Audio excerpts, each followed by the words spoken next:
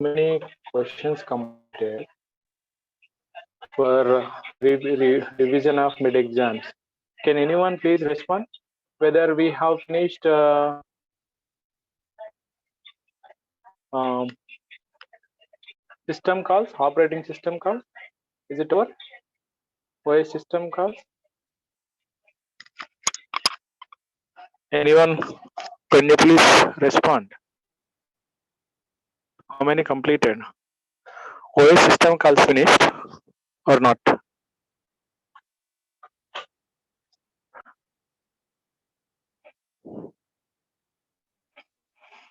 Hello వింటున్నారు ఎవరైనా? System first question అయిపోయిందా? No sir. ఫస్ట్ క్వశ్చన్ కూడా అవ్వలేదా మీకు? Services of system calls, services not completed. Services అయిపోయింది. ఆపరేటింగ్ సిస్టమ్ సర్వీసెస్ అయిపోయింది సార్. సిస్టమ్ కాల్స్ అవ్వాలా? Fifth question. Okay, objectives of the operating system finished. Is it done or not? Objectives of the operating system finished or not? Not completed. Over sir. Object over process. Define the process. Explain the life cycle of a process. 5 states of the process. Finished? Yes sir, finished sir. Okay, now we will go with the system calls and also we will go with rest of the topic in the first module. Just wait.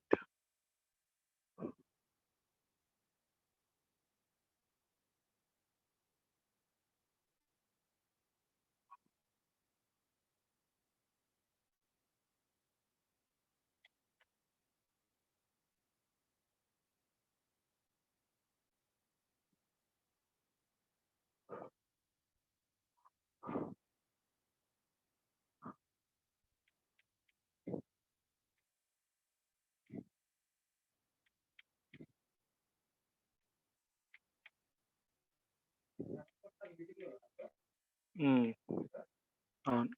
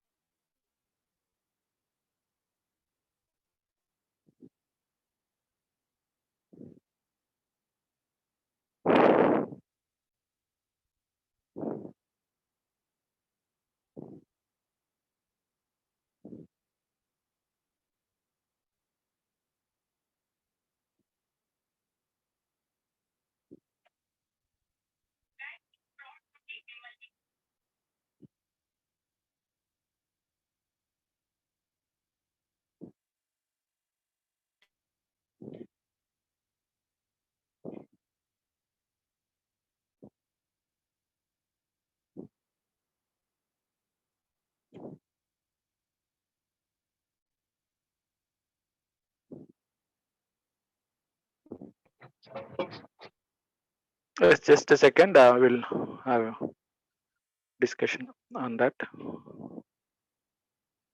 So before that, we'll be going for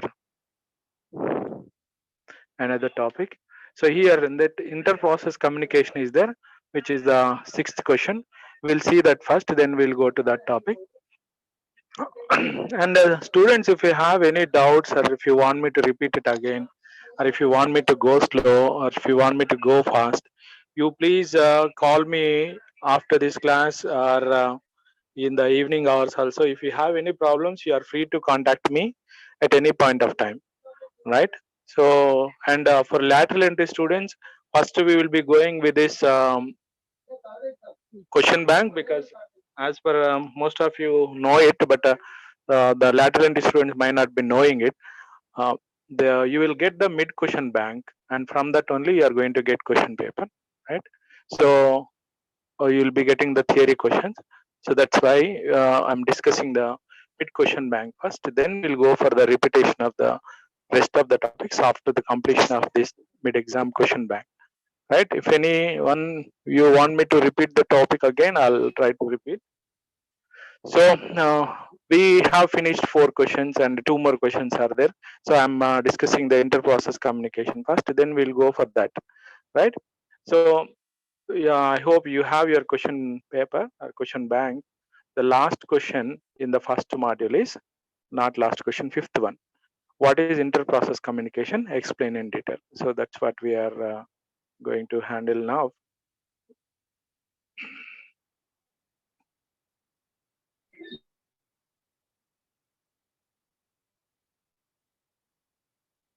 Right, see this.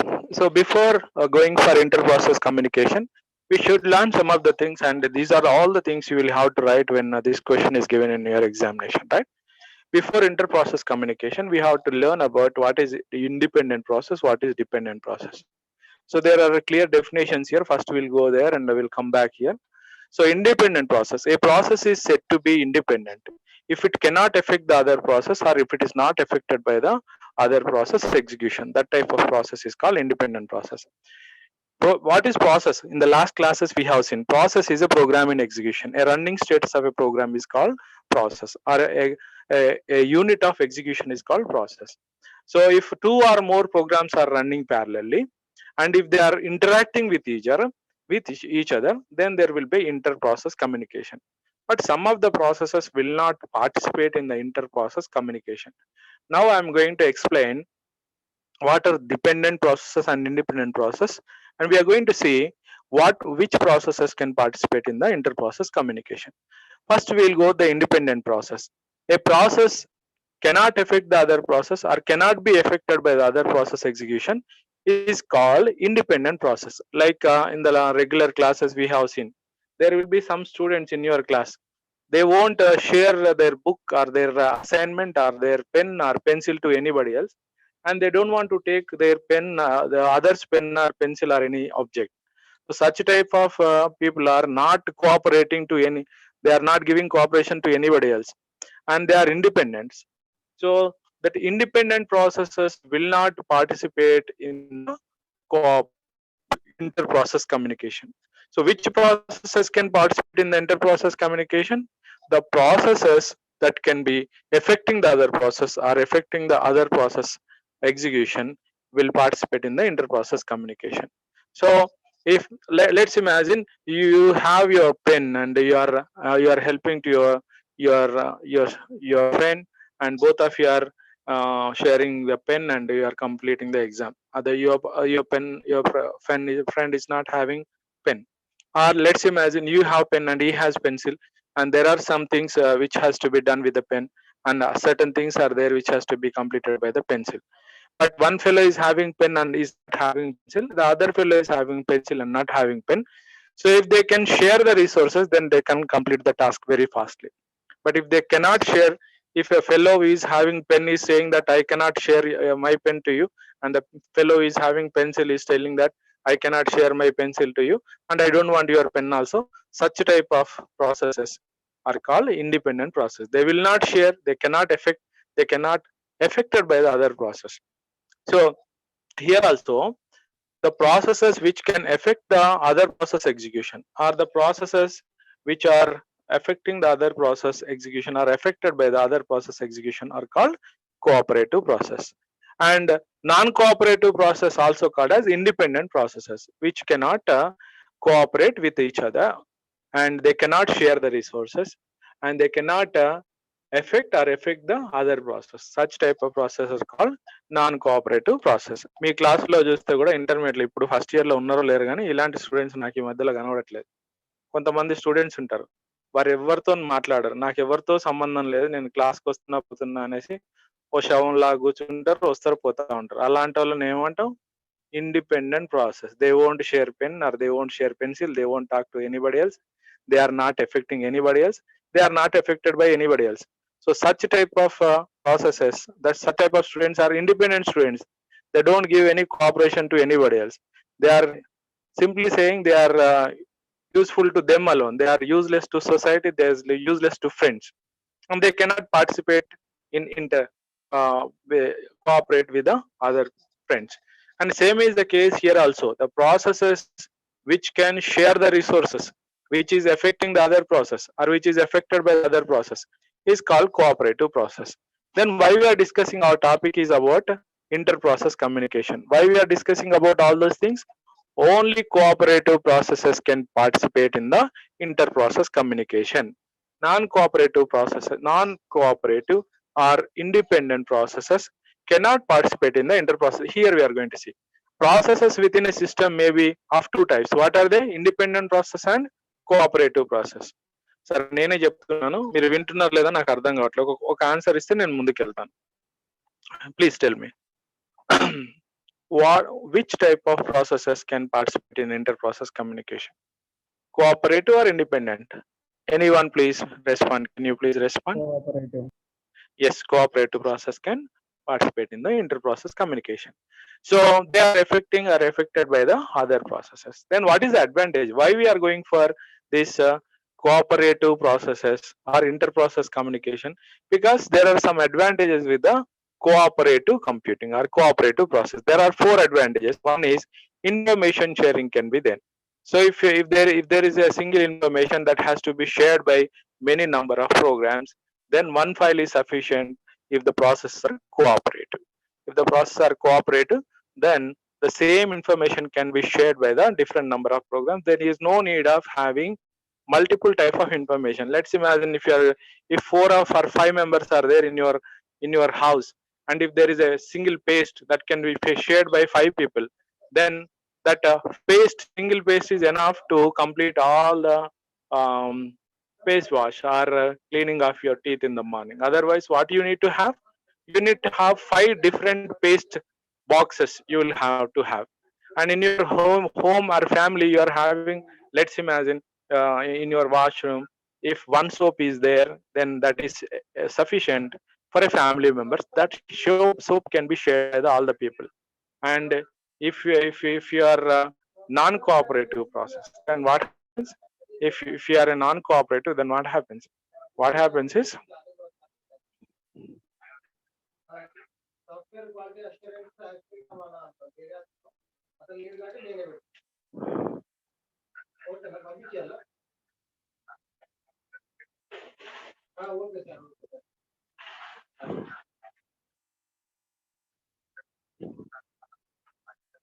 yes.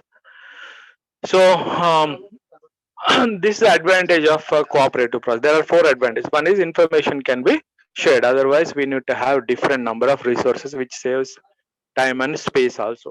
So information can be shared by the multiple number of programs. Otherwise, if the processes are cooperative, every process should have its own file. Then computation speed of also increased. If one process is if there is a task, and the task can be shared among the different number of processes, since they are cooperative process, so they can share the work and they can be completed very fastly. And modularity means if the processes are cooperative, then the task can be divided into multiple number of tasks.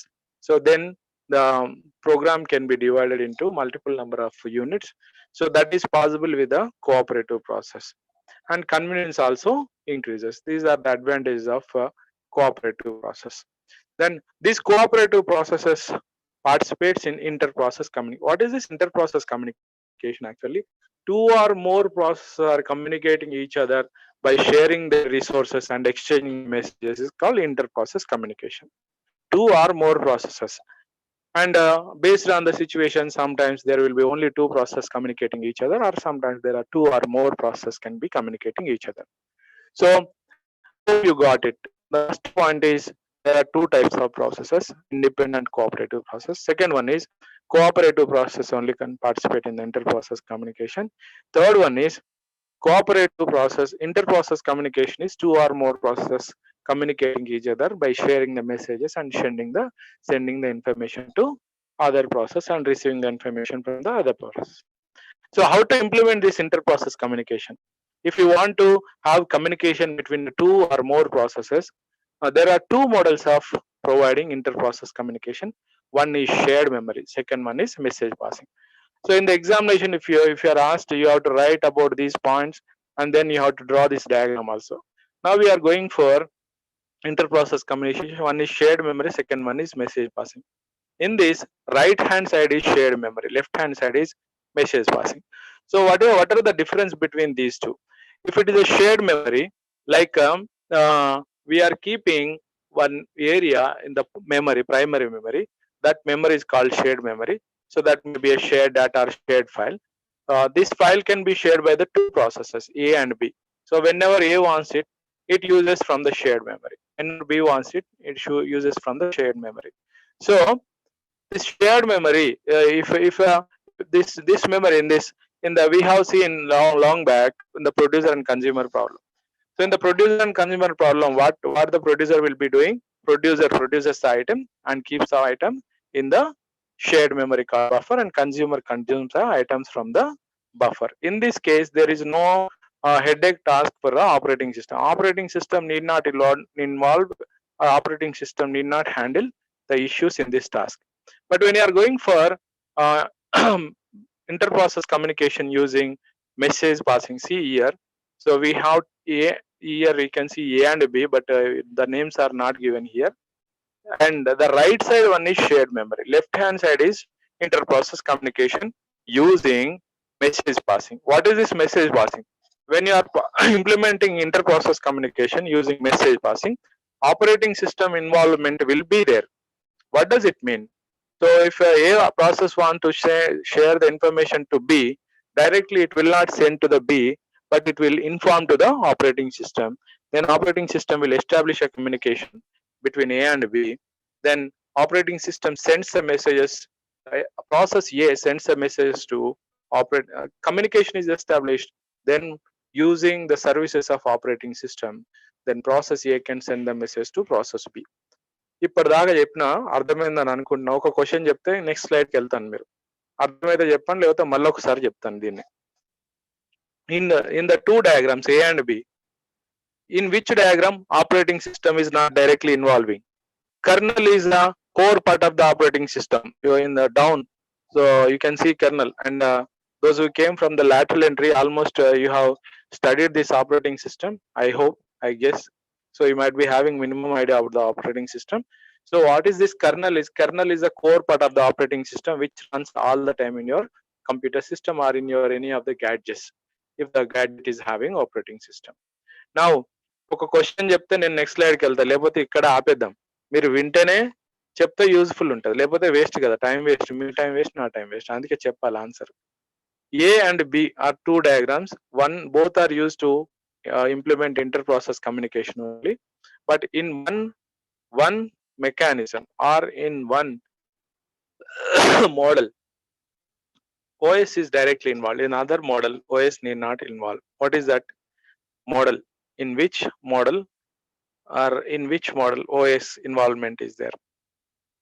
చెప్పండి ఎవరో ఒకరు. Hello, వింటున్నారా వినట్లేదా? వినబడుతుందా లేదా? Please respond, then we'll go to the next topic. Otherwise we'll try to stop here. Which model OS involvement is there? In which model OS involvement is there?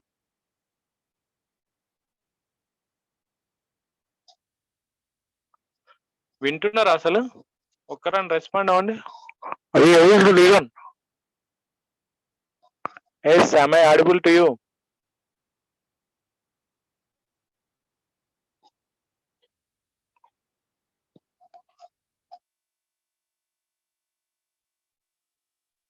One of you please respond whether you are able to listen or not.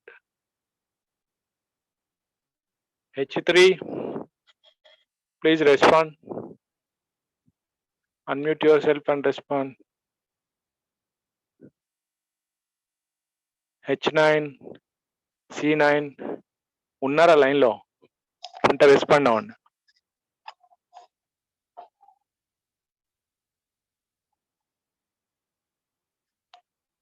Jayanath,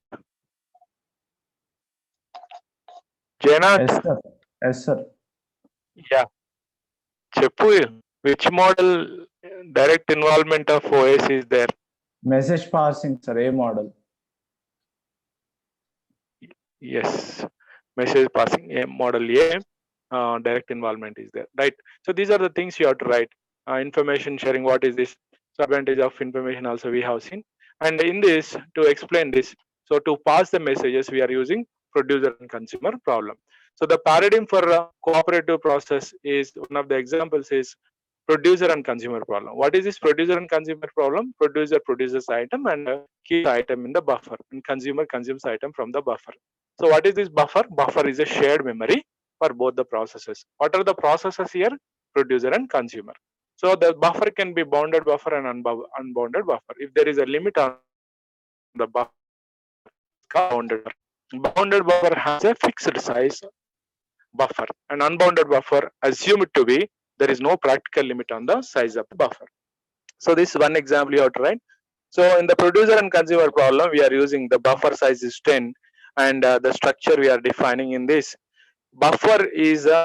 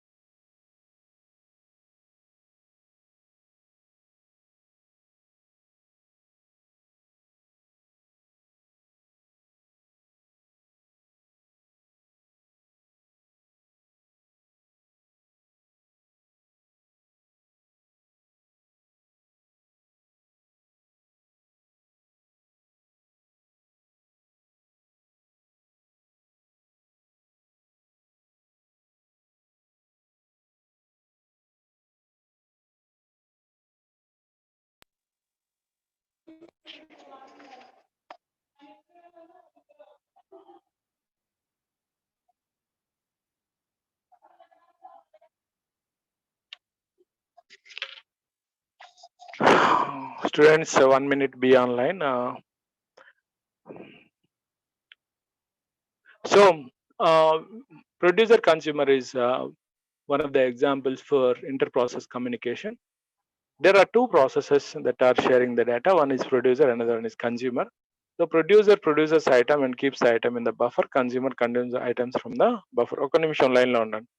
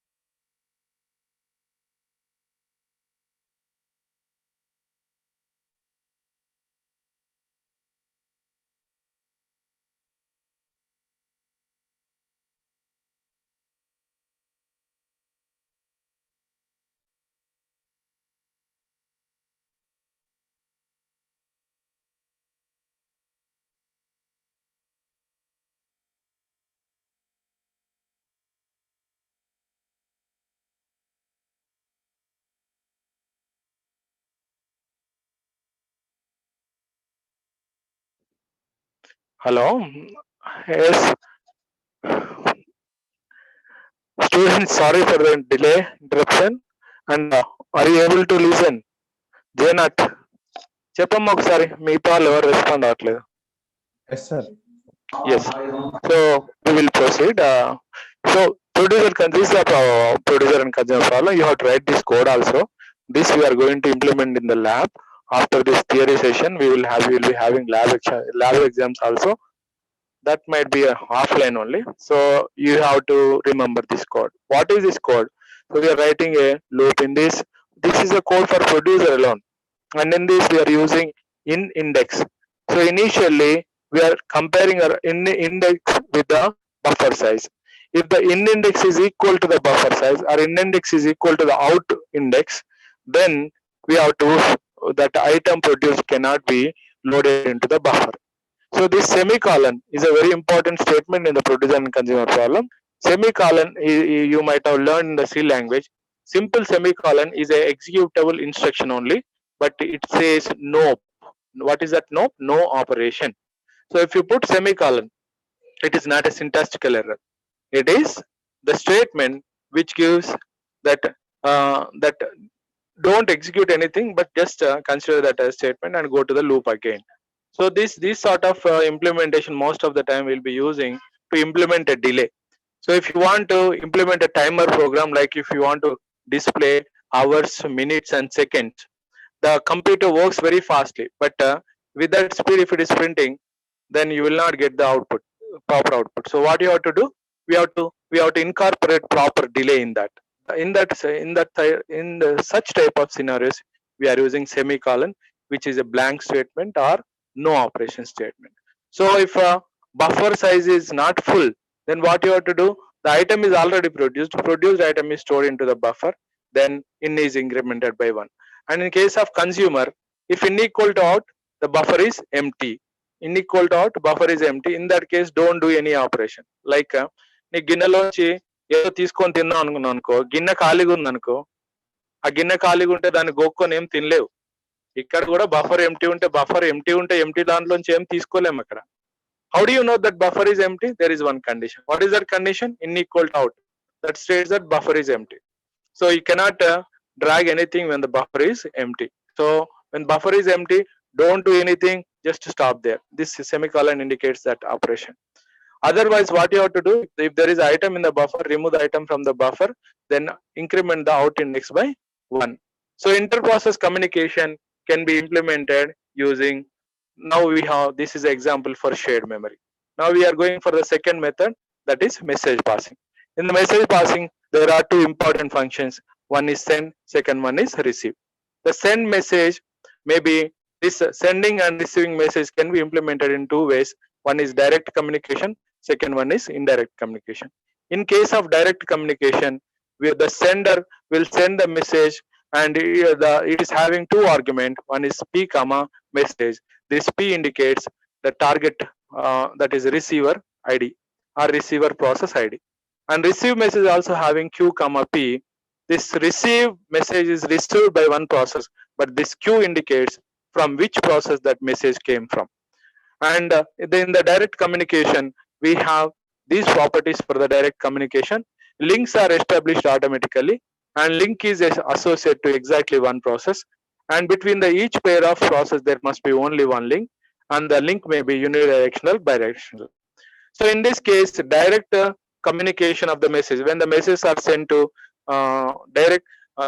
using direct communication, message is sent to the sender, and the sender id is specified in the message itself, and receiver will have a message. The receiver message, in the receiver message, sender's information will be there, and we are targeting the sender and receiver. And we have seen important properties. When you are going to this, we'll compare and I'll tell you. So in the indirect communication, we are not directly sending the message, but we are giving message to the some other box in between them, that can be implemented using mailbox. So rather than sending to the target process, we are sending the mail to the, or message to the box in between, and that is called message box, and from the receiver is receiving it.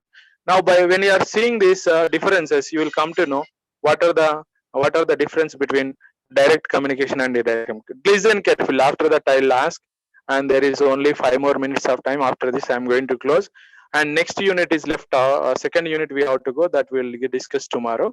And if you have any more other topic that is not discussed in the first module, let me know. I'll discuss in the next classes.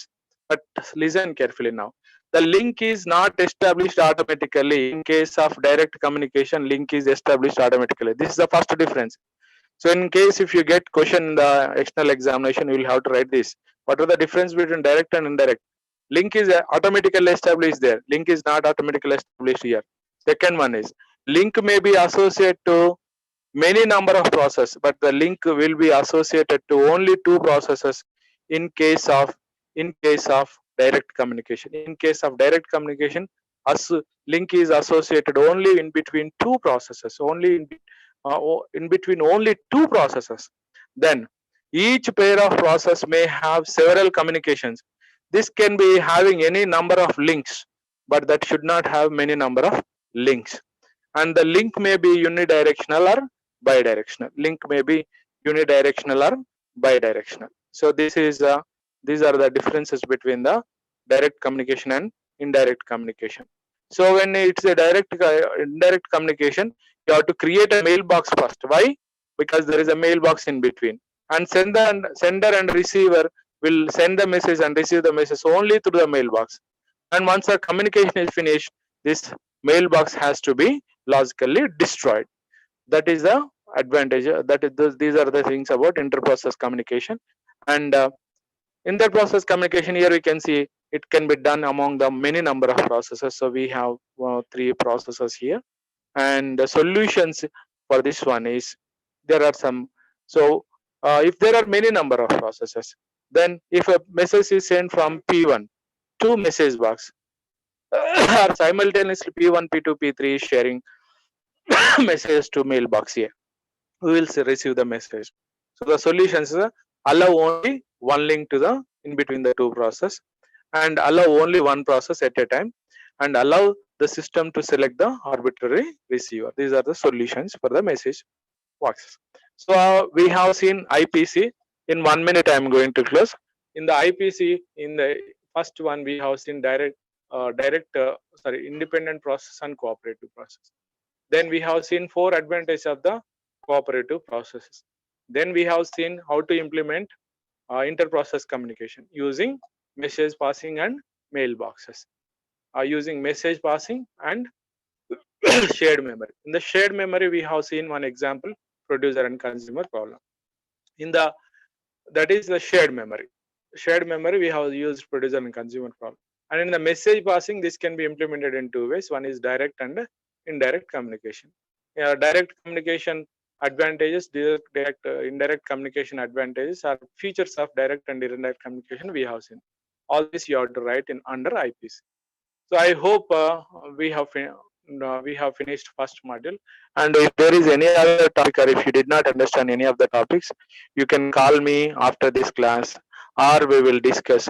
And lateral entry students, you feel free to call me at any time, and the topics which you missed, you can ask me. I'll try to explain after 2 to 4. After 2 to 4 you can call me, because this time we don't have classes, but we'll be there in the class unless we have invigilation. So we'll be there in the college only. We are ready to help you to explain the topics which were not covered. So if you all of you can come by 2 to 4 daily, even I can complete module 2 separately for you, right? So even you have your group, and you discuss among yourself. And for lateral entry students, since you missed the classes, if you want more explanation, or if you want me to repeat any of the topics, you can come to online from 2 to 4, right? That during that time I'll help you. Yes, any doubts are there? You can ask me, otherwise we'll wind up. ఏమైనా doubts ఉంటే అడగండి, లేకపోతే close చేద్దాం. Okay, 1 minute ఆగుతానే. 1 minute time కూడా ఉంది, Zoom time. తర్వాత మనం Ritika, after this class, please try to send screenshots of your attendance. Right? Ritika, please respond whether you are there or simply join.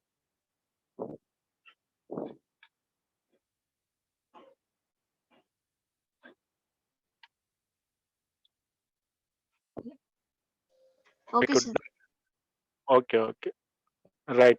So I'm closing now, and tomorrow on we will be going for the uh, discussion of mid question bank for the second module. So in this, two problems are there. So you will have to come up with your pens and pencils, because these are the questions directly you are going to get in your mid examinations. Once you practice that, then the same you can represent there. So please, in the next class, first I'm going to do these two problems. First one and fifth one we are going to do first. Before that, I'm going to explain third question because it is related to these two questions. So first we'll discuss third, then we'll go for first and five. Three questions we are going to discuss tomorrow. Tomorrow means in the next class, and rest of the three questions we'll see in the next class. So by mid examinations, we'll discuss all these questions once again. I have forwarded question bank and objective questions and also textbook to you. Please go through it, and if you have any doubts anywhere, you can call me. Right? So I'm closing now. Bye.